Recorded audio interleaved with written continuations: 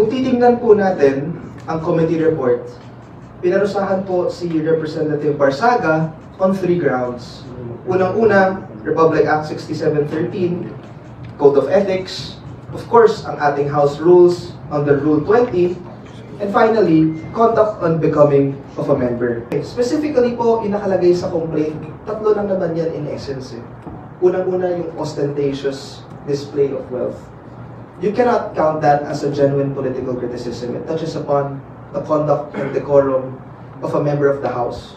Kung tatagalugin ko po, ang pagpapakita ng karangyaan, hindi po yan political na kritisismo at labag po yan sa Code of Conduct ng House of Representatives at wala po yung kinalaman sa lehitimong pag-criticize sa gobyerno.